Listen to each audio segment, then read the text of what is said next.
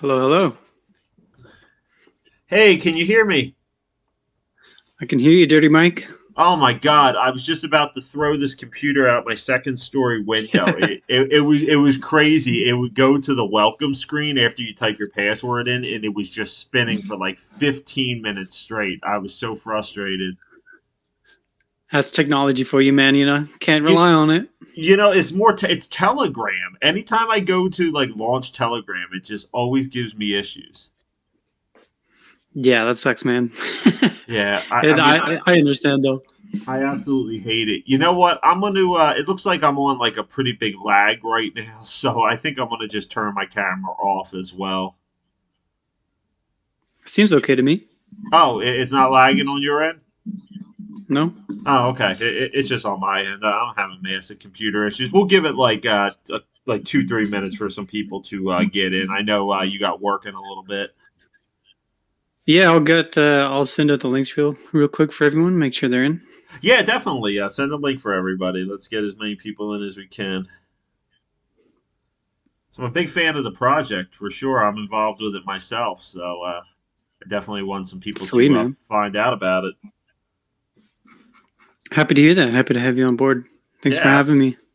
yeah, absolutely. Our boy Rocco got me involved too. He's a real good guy. I was hoping he would be on today, but I don't think he's feeling well today. No, Rocco is a great guy. It's unfortunate. He's been pretty sick lately. It's funny. Him and me actually grew up about 15 minutes from each other. Wait, do you live by each other? Not now, we don't, but we were born and raised within 15 minutes of each other, and Wow.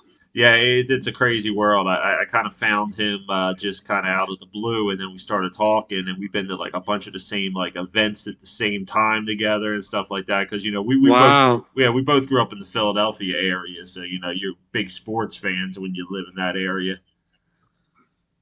I got a mod I just hired onto our team, and he told me where he lived, and he actually lives in the same city as me. Get out! Completely random. Yeah, he lives in the exact same city, in the same part of the world. That's What coun- me. what country are you in? That's him, actually. That's Total Master. That's me, boys. Nice. What country are It's you actually in? just completely random. I'm in Canada. We Oh, both you're in live in Canada. Vancouver. Oh, okay, cool. All right, yeah, we got some people joining in here. Small world. Yeah, since we're waiting, I have actually a really crazy story about that. Yeah, let's hear it. I remember my first time I ever traveled when I was 21 years old, and I left Canada to go to Australia, other side of the world. My first trip. My sister was there, so that's why I went. And it's like 16-hour flight, Yeah. literally the other side of the world. And my sister messaged me saying, "Hey, there's someone here that knows you Wow, that's so like in random. in this hostel that she's staying at." They're like she said, "Oh, they said they know you." And she told me their name. I was like, no way. And I went there, and it was someone who I graduated with in my high school, same grade, same age, and we hung out in the same friend group on the That's other side of the crazy. world, That's just absolutely it's randomly. crazy how that works. It's wild. There's so many Australian projects, coming out. I feel like I never really dealt with anybody from Australia. And like the last month, I've started working with like 3 or 4 different projects for Australia. And the time difference is just so crazy. Yeah, I actually was calculating. I went to Australia for New Year's, and if you went to New Year's in Australia, you could take a flight back to Canada and celebrate New Year's again. That is crazy. Yeah, That is absolutely wild. Yeah, a lot of places it's like a 14, 15 hour time difference. I'm on the East Coast in the US, so it's just such a crazy time difference, There's almost not a good time I can talk with them because if I go to talk to them at like at like midnight my time, it's like the middle of the next afternoon. If I go to talk to them in the morning, it's like the middle of the night for them. It's just always like such a weird time. yeah. It's like 3 in the morning is the best time to catch them. Yeah, apparently, yeah. Well, we can get started since let's see how many people we got in the room here. We got 18, 19 so far. Okay, so it's growing pretty good. Welcome Yeah, let's everybody do it. who's joining. I see some familiar faces in there, John, Mrs. Bones, and then I also see some new faces. Welcome everybody who's new.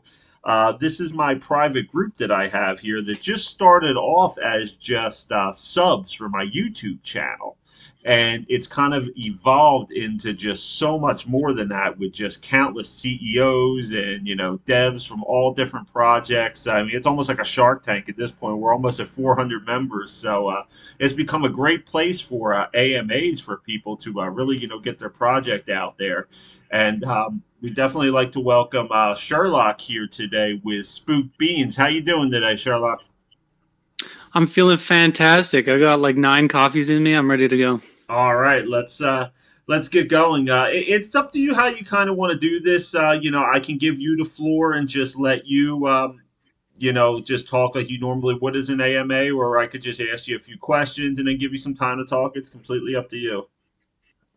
Yeah, let's go for a few questions. Let's just All see right. what you want to know about me, about the project. If anyone else has questions, I can answer those Yeah, as well. let's start with the first one.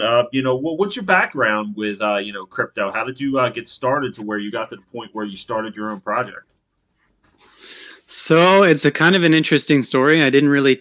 It hasn't been that long since I've been in crypto. I actually got into crypto in August, and I was told by a friend. He introduced me to Strong Block back then. He's Hmm. like, "Do you know what nodes are?" I had no Yeah, idea what a node was. I didn't know. I wasn't in crypto. I just did my thing. I work with kids, so I just go to the daycare and I just take care of kids all day. And I'm like, I have no knowledge of what crypto was.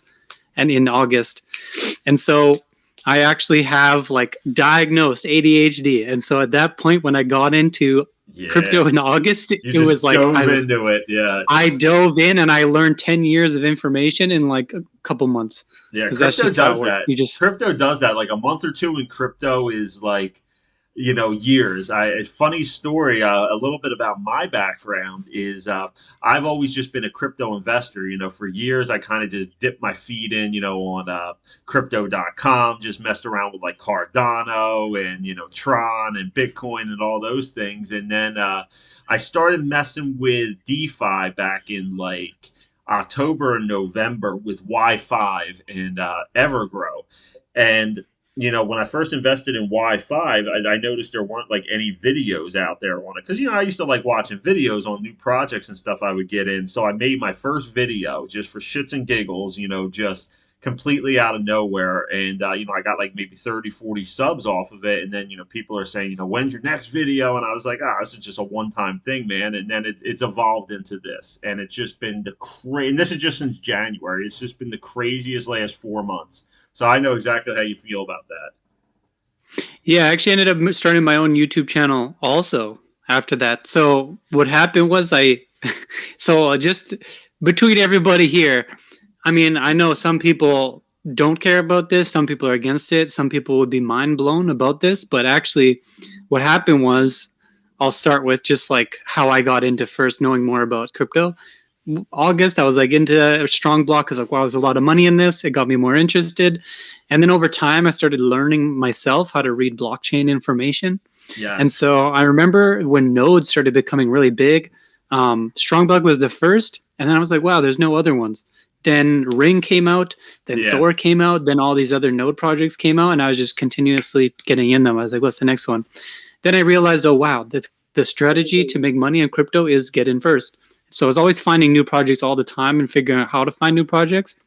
And I came across Comb. You know Comb Financial? You know what? To be honest with you, I really didn't get too much into nodes. I was so busy, Hmm. trying to build my channel with just the certain projects I was working with. I have ADHD as well, and mine kind of gives me tunnel vision to where like sometimes I miss Yeah. out on some of the new ones because I'm just so hyper focused on like the projects I'm working with or like I'm investing in. But that's why I love having this group, because they kind of can fill me in on like a lot of the new information and all the new projects that come out. So big thank you to this group for definitely always helping everybody out with that. But yeah, go on. So what happened was I remember Comb is just another node project on Phantom. They Yeah. were launching, and then there was a big exploit on Grim Finance, and it kind of clogged up the network. And they were going to launch that day, but that happened, and so they delayed it. They were ready to launch, and I was like, weird. I wonder if. And then I got to thinking. I went to their Medium article. I looked up all their information they had on the launch, and I started searching. And I went on to the DEX they said they were going to launch on, and I searched up their token, and I found a token. Just so there was like 5 fake ones, and there was one that just so happened to have the liquidity that they said they would have. So I bought it, and it was 90 cents. I bought it one day before they were going to launch after, $35. The next day it launched, and it went up 100x. So I sniped a contract, and $35 turned it into 3,500 in one day. And I was like, wow. You're hooked at that. I'm hooked after that. Yeah. And so that's how I actually got the name Sherlock. It wasn't Sherlock before, but so then I became sort of a blockchain detective at that point. And now I'm sort of a vigilante in some ways, where I read blockchain information and see if people are safe, if they're sketchy, what they've been doing.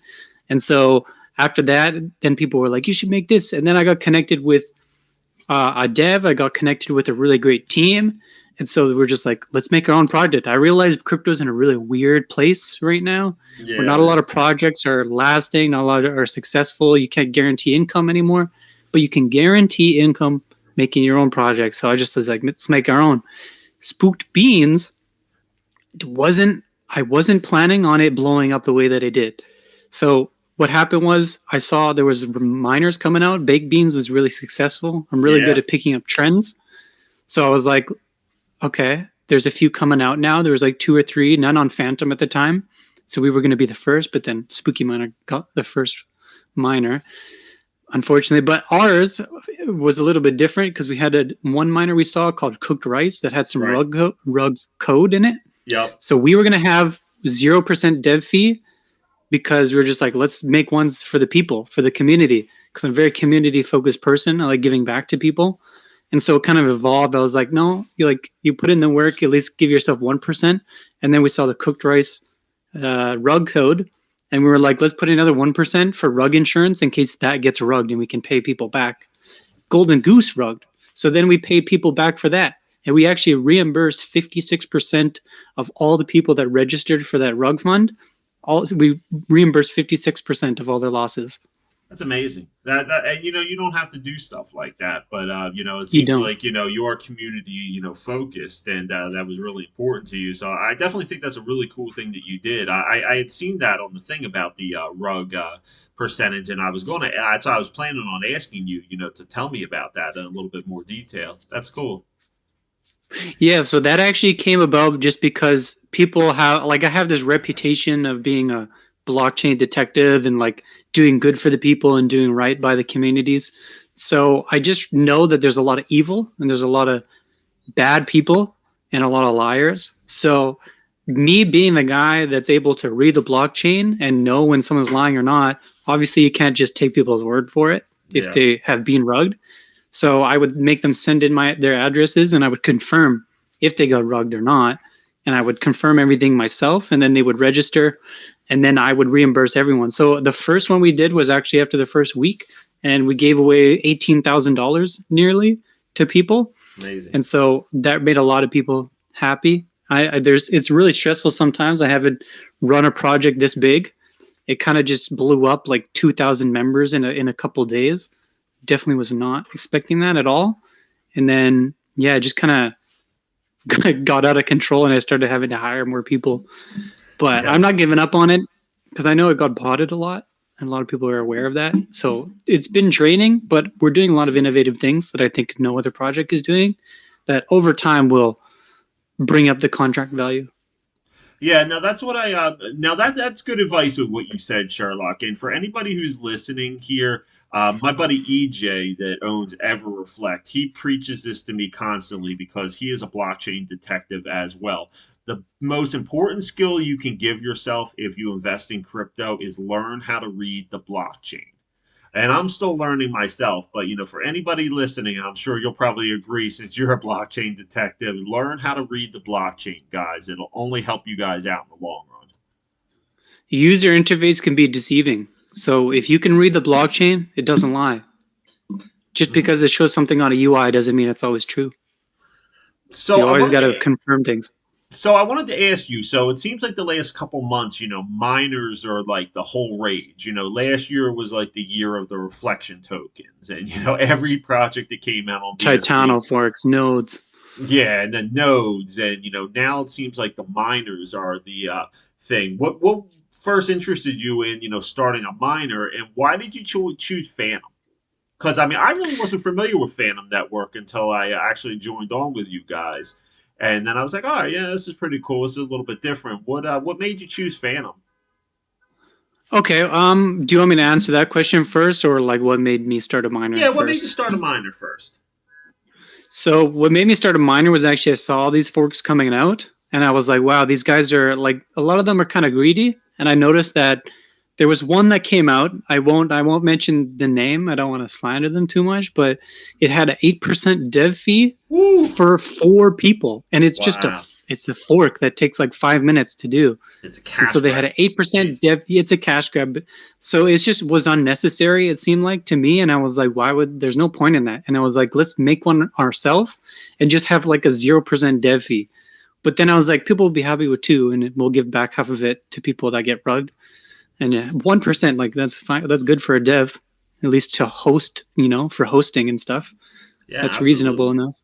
Now so I just thought 8% was too much. It's way too much. Now you're based off of your fork off of Baked Beans. Is that what you are based off of your contract? That's right. Okay. Now, I'm going to ask you the question because I've had Baked Beans on the channel too, and they're a friend of the network as well. So I'll ask you kind of the same thing as, I asked them. You're always going to hear from, skeptics saying that this, model is not sustainable because, in the past, they really, if there was any attempt at a miner, they didn't last very long. So it seems like some of these newer ones, based off of this Baked Beans, contract are, a little more sustainable. Do you think that this is going to be sustainable in the long run, and what are you doing to make sure that it's sustainable? So I'll just answer quickly your last question about why I chose Phantom. Yeah, there's a lot of updates coming to Phantom. They have their own Phantom virtual machine, which is 90% faster than their current network. They have a lot of updates coming for Phantom Q2, so I think that's a huge catalyst for that. It's really undervalued right now, so I just thought that it would be great to choose Phantom. Really fast, really cheap. Yeah. It's a little lesser known, but they have a lot of updates. So that's why we chose Phantom. Just had the most upside potential, in my opinion. And in terms of the sustainability that you mentioned, why would this be sustainable? It's really not if you keep it the way that it is, because it's just Ponzi-nomics. Right. So the way that it is right now is it's a supply and demand based off of your beans. And so 8% is a variable amount. It's not actually 8%. It's not a static amount that you're getting every day. It's dependent on the direction that the contract value is going, or more people selling, or more people buying. The 6-1 that they invented was a new mantra, which sustained the contract more and gave everyone fair value. So it's kind of like you just have a weekly paycheck, but you're feeding the contract. You're not withdrawing every day. People that don't do that are destroying the contract and the sustainability. The reason they are so sustainable is because they've kind of strayed away from the Ponzi-nomics with outside revenue streams. And the way that we're deciding to do that, since we don't have a token yet, we're still discussing that, but we're trying to stray away from the Ponzi-nomics too. All these other miners are not doing that. There's maybe a couple doing like ads on their site or something else to pay to feed the contract, but a lot of them are not doing anything even close to what Baked Beans is doing. And the reason that it's sustainable is actually because of the variable APR. So what we've decided to do that no other miner is doing is we did 10 Genesis wallets. So it's the first 10 wallets in the contract. What Baked Beans did is they had a seed fund. Mm-hmm. I think it was like 35 BNB. And so that actually funded the initial value of the miners. So then it wasn't so exponential and insane. Like you would get 100,000 miners for one unit. In our case, 1 unit is 1 phantom. In their case, 1 unit is 1 BNB. So it doesn't matter the value of your unit. 1 phantom and 1 BNB equals 98,000 miners or beans, which is kind of crazy when you think about in terms of the actual value of it, because you're getting your return like an insane amount. And that's just considering if the value of the contract starts at 0. Ours didn't and theirs didn't. A lot of the other miners coming out, they don't consider this. So when you seed fund the miner, then you're taking away that massive like potential for early investors to destroy the system. All of them got botted. All these miners are getting botted right now, and they're not going to follow the 6-1 system. No. So if you allow them to get 100,000 for 1 unit, it's going to destroy the system. So seed funding is very important. We got these Genesis wallets. We were able to recently decide as a community to utilize these 10 Genesis wallets, which was 70,000 phantom, to invest in both high risk, low risk, and medium risk investments. And so we're farming with the low risk. We're farming with the medium risk right now. One is, I believe, 200% APR for the low risk, 1,800% for the medium risk, and we haven't done anything with the high risk yet. But that APR is going to feed back into the miner. And the way that a miner works is that as the contract value goes down, the returns go down, right? So eventually, our returns from the farming is going to be greater than the amount all investors are able to withdraw every day. That's amazing. That's absolutely amazing. And, because I think a lot of people have questions on that. Like everybody does, I'm not going to say everybody, but I think a lot of people are under the impression that 8% is a, static number that, you will get that every single day. So you're saying that that's based off of the TVL and whether, it's more buying or more selling. There's a lot of variables. 8% is what you would get if you 6-1. That's your maximum daily percentage. Right. If you're compounding 6 days of the week, withdrawing 1. So that's what the 8% really means. But you can get like 2 or 3% a day, depending on all these variables. Gotcha. Okay. Well, that definitely explains it a little bit better. It sounds like you really, for the amount of time you've been into crypto, it really seems like you have a really strong grip on what needs to be done in order to make this project successful. It sounds like you're really passionate about it. I am definitely. Actually, my girlfriend hates me. She thinks I'm addicted. I hear that a lot. Am. I hear that a lot. Being somebody who's involved doing it 10 hours a day as well, I go through the same thing too, man. Oh yeah, you know how it is. Just she respects it too, though. But I know it's hard for her to understand. She doesn't get the whole crypto thing quite yet. Yeah, that's what I was going to say. Does she understand, all the stuff, or at least, half of the stuff you're doing, or like when you try to explain it to her, you get like a blank look? No, she wants to be a part of it. She thinks it's really cool, like what I'm doing and the money that you can make and the potential there. She really wants to learn more. It's just hard to teach, because there's so much. There really is. It's just, and it moves so fast. So fast. You need to dedicate all your time, really. It's really true. It's like a month of crypto is like a year of like any other job, it seems like. Exactly. So let me ask you, what do you have planned with Spook Beans down the road? Obviously you have your model that you're at right now. What are some, evolutions of it that you could see, happening within the next, year or so? So I actually have a really close team member in here. His name's Ted. He's really close to me. He's been close with me for months on all of our projects. So he's really like the brains behind most of this stuff. I'm kind of just this. I just do the talking really, and the blockchain stuff. But he and our dev are working together to make kind of like this revolutionary new standard of miner. Because right now, the way miners are when they launch, it's very unfair for later investors. Right. So we're developing something right now that's going to be a fair miner. So that is going to help feed the system. We have partnerships. We have our farming. So it's kind of like DeFi as a service miner hybrid. which helps to stray away from the Ponzi-nomics of it. We have utilities down the road, so hopefully that works out. I have meetings with other very notable minor projects, hopefully down the road, and we're going to be in discussions with. Well, just a little spoiler. Currently, the idea is something along the lines of a Titanofork that feeds in to the miner, but I won't reveal too much until there's more developed. Nice. Okay. I've got a little bit of a sneak preview then. I know you got to get to work in a little bit, so I want to give you the floor for a couple minutes just to obviously a lot of the faces I see in here are probably from your group and are familiar with you, but we do have a couple people from my group who may not be familiar with you. So I'll give you a chance to just kind of explain whatever you want and talk about, and then we can open it up to a couple questions before we get you out of here. Sure. I just want to explain to a lot of people, maybe they don't understand what the vision is. It's really not about we have to, I think, stray away from the thought of I'm going to make a shit ton of money and this is what it's about. And I just want to make as much as I can and move on to the next thing. I'm not making any money from this project. I could have made tens of thousands of dollars by now and changed my life and paid for my girlfriend's college. I could have done all that, but I'm not doing that.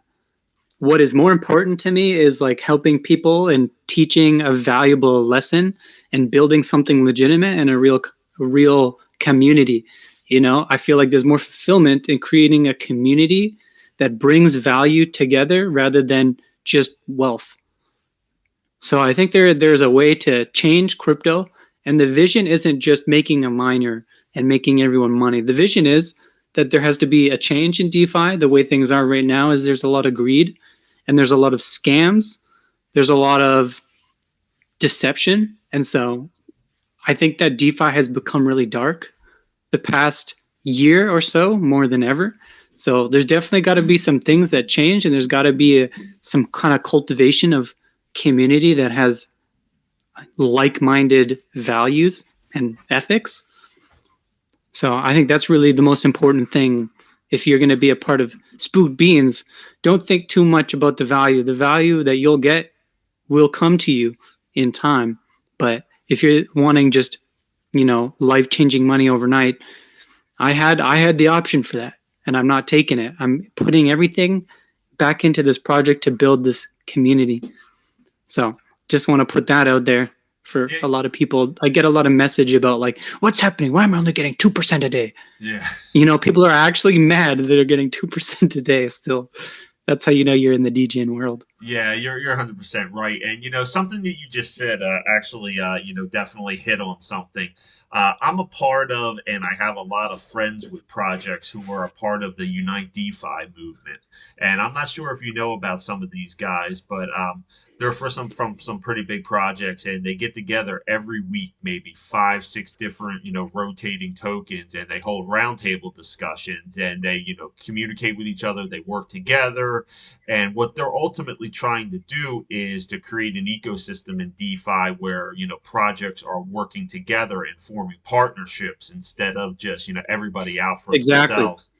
And it's a really good crew, and it's ran by Chris from MetaBUSD, who is really big in the metaverse and is really developing some big things. And I'll send you a link to some of their roundtable meetings. BUSD Buffet is involved with it all the time. EverReflect, Nobility, they're big in the e-gaming arena, and just there's a whole bunch of different tokens as well that kind of do this. And that's their whole goal in all this, is to bring legitimacy to the DeFi space and to kind of weed out these shit projects. And something that a lot of them talk about and that I talk about is how can we really truly work to clean up DeFi. And I'll kind of ask you this question too. Do you feel that the responsibility, or at least a good chunk of responsibility to, clean up DeFi is with the launch pads that are launching some of these shit projects? Do you think they need to do a better job of, vetting these projects and, really making sure that, as best as possible, they're legit before they just launch them on everybody to dump? I think what's really important is that there is a lot more screening done on projects and auditing. And the problem right now is that I see is auditing is so expensive. Yeah, The average 13-year-old in their mom's basement can fork a project and it can look like $1 million business, but it's so deceiving because he could just steal everyone's money in an instant. So he most likely he might not be doing something wrong. Maybe he's legitimately just trying to make a fork and make some money, but he just doesn't know how to do it properly. Or maybe there's something wrong with the code that he's not aware how to fix. If auditing was free, everybody would do it. The problem is, you can't get an audit these days or get proper security without paying large amounts of money for it. Or if you want to get on a launch pad, it's going to cost money. It's going to cost a lot of effort. So I think it's just making that process a little bit easier or a little bit cheaper, or finding another way for the people that are doing this to benefit rather than making it so hard for the average person to afford it. Yeah, it's true. It is really expensive. I actually have a project, Wanker Token, that I'll do a shameless plug, one that is launching next Saturday. And, we're in the process of going through an audit too. And I mean, I could tell you just firsthand as well how expensive all this is. Getting lockers built, for your private tokens and this and that. I mean, everywhere you look, it's just expensive along the way. And it really costs a lot of money. Yeah, one of the beautiful things about DeFi is that it's anonymous, and I love that about it because, believe me, 99% of people love what I'm doing and they respect what I'm doing, but there's always a few people that come out and they're like, "You're a scammer, you're a liar. This is all just a scam. Here's proof." And then they're like, "I'm gonna come to your house and murder you." It's just you get those, and if you're doxxed, you have your face, you're running a business like that, people are gonna come after you because money's involved.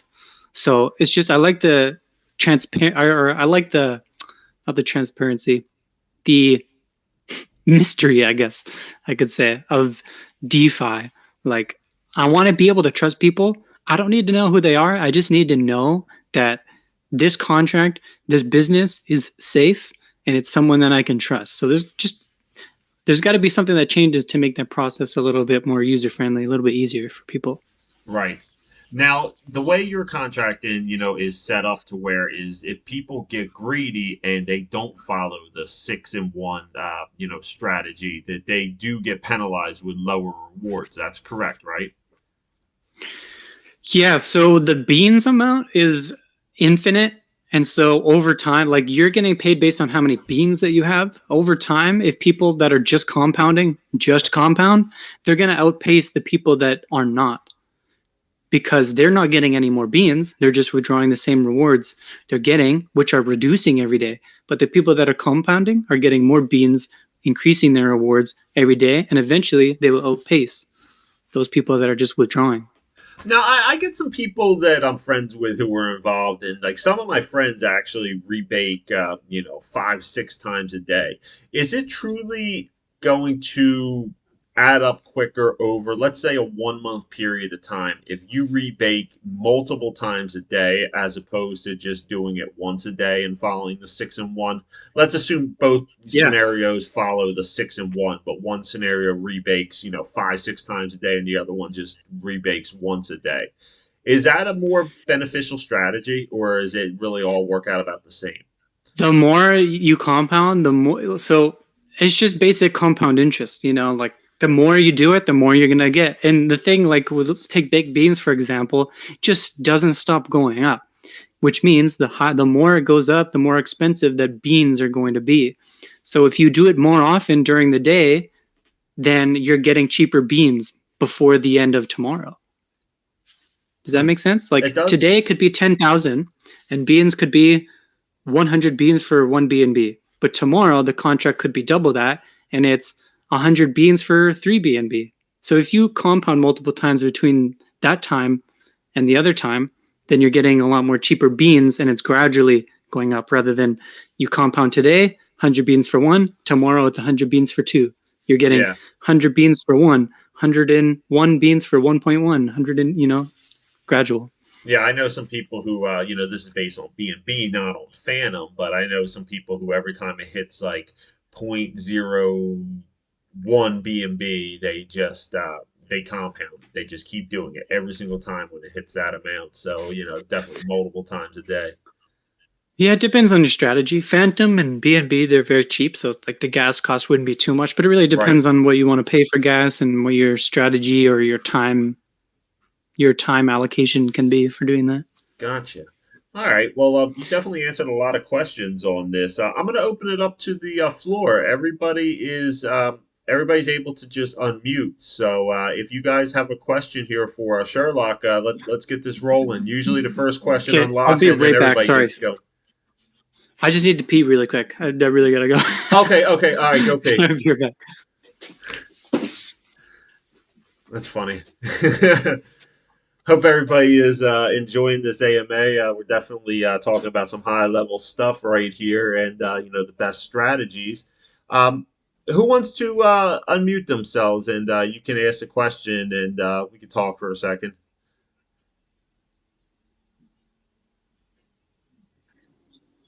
Hey, bro. Hey. It's Photomaster. Hey, how you doing today? Good, man. I'm a bit biased because I'm one of the mods on the Spooky Discord.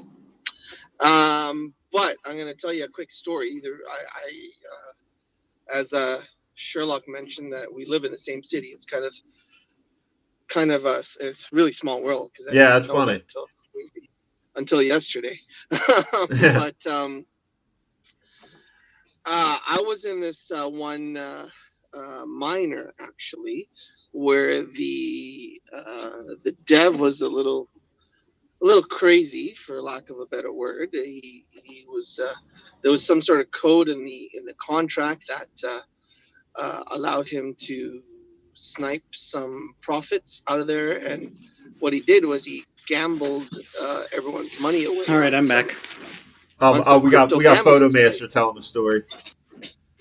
Oh. So this dev took the money and gambled it away on some sort of crypto gambling site. I don't know. Betfury. And then Sherlock took it over, and then did his best to reimburse people. Not only that, he created another project so people can switch over those tokens into the new project. And then he's also working on a third project, which is going to airdrop people affected by that original scam. So, I mean, this man's ethics, I've never met him, just talked to him, but this man's ethics is kind of what you want in the DeFi space. Yeah, it is. And the thing is, greed is everywhere in this space right now. There's scams left, right, and center. So this man's ethics is, if for nothing else, if you want to invest in a project that you're not going to get scammed on, you got to jump in on Spooked, and you got to jump in on any other project that this team does, because ethics alone, and that's very important. And yeah, they're going to create projects that are hopefully sustainable for the long term, and people are going to get passive income, whether it's 1%, 2%, 8%, whatever it may be. I mean, 1% a day is better than anything you can get anywhere else in the regular world. Absolutely. So if for nothing else, just for the honesty and for the way that the team operates, if you don't have another reason to jump into Spooked, this is the reason you need. And the contract balance, yeah, it shot up in 2 days to like 1.5 or whatever it was, 1.5 million. But now it's around just under 4, I believe. I haven't checked in a couple hours, but as mentioned before, we got stuff coming up. We got those investments that are going to outpace the withdrawals, and there's still one more wallet that hasn't been invested yet. And I don't know if that's like 15K or something. I can't remember, or 10K. But this project's going to be around for a long time. So if anyone listening hasn't jumped in on it, you got to jump in. Even if you got $200-300, jump in, and then just keep compounding, and you're going to make money and the project's going to be sustainable if you follow the strategy 6 and 1. I myself compound like 3-4 times a day or whenever I open up my laptop. But anyway, kind of long-winded here. Sorry, guys. No, But, it's great. I mean, I think it's awesome that you have somebody so passionate and so with good ethics, because that's really what it is, guys. Is about taking care of people and having ethics, and not just out to make a quick buck. And if everybody can start to have that mentality, then DeFi won't be quite such a dark space. I wanted to ask you, Sherlock, is it necessary for a miner to have a way to supplement the contract in order to be successful, or can it just operate on its own, or will it eventually get outpaced? There's no possible way for a miner. There's never been a single miner in history that has ever reached zero. It will go for a really long time, but eventually your rewards will reach such a low level it's not even worth looking at anymore. Right. And so this happens when you can only market and get so many fresh new investors. Like there's only a certain point where that it can reach, and then you're not going to get any more. Then it's just going to be old people. Not old people, old investors. It's going to be old investors that are just withdrawing and doing whatever they're going to do to get their money back. And there's no money coming in from anywhere else because there's only so much money that people have. So how are you going to get fresh money in? You need some other strategy. Like BNB Miner was a really old one. BNB Miner was like the original miner that started this trend of miners, and then it kind of died off after a while. It was BNB Miner, then it was BUSD Farm, then it was like a bunch of other ones, and then they died off. And then Big Beans brought it all back with a new idea. Yep. Yeah. I've been watching videos of new miners coming out, not to speak about other projects, but a lot of new miners are actually implementing use cases with their miners. For existence, I know a miner that they're going to create a token, and a token taxes are going to generate liquidity for the miner. Well, that's what that Baked Beans does. Yeah, so that's what I meant. Those projects are going to be the miners that succeed the longest. There's a metaverse one coming out that I don't know how that's going to work, but exactly. So it's like miners 2.0. Miners, no, they're not sustainable. They can sustain for a long time, but the rewards are going to be so small. All these projects that are innovating, bringing in utilities, metaverse, tokens, GFi as a service, whatever, this is like an evolution of miners that can sustain it for a really long time because it's beautiful. The way that a miner works, decreasing rewards over time, it just slows down more and more and more as the contract decreases, which means all you have to do is focus on your other utilities and make sure that the income is going up. So eventually they're going to level, and the incomes from your utilities will outpace the decline of the contract. And there's only one way it could go, which is up. Nice. Yeah. That's awesome. You're definitely giving a lot of insight into that. Thank you for the comment, Mr. Unknown, and the question. Anybody else, any questions? Yeah, I can do one question. I got to go after that. Yeah, we're going to have to wrap this up. But we got time for one more question. Anybody want to unmute?